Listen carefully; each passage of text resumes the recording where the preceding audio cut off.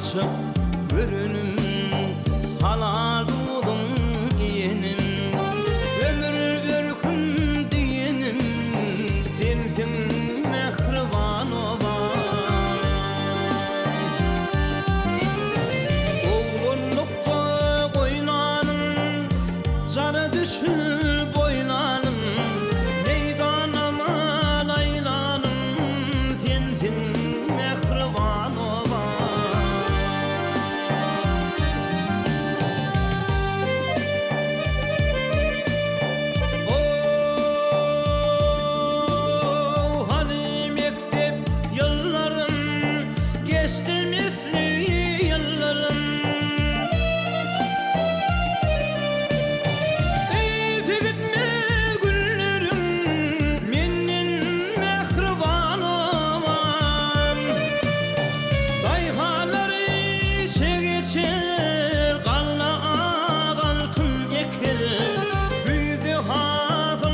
Tutar menin mehriban olan.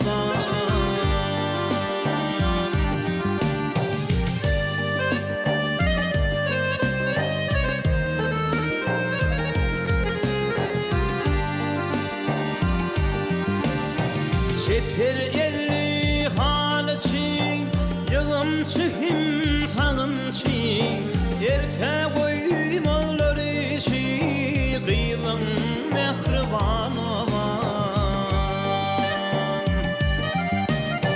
Erte koymalar için kıyılım mehriban olan.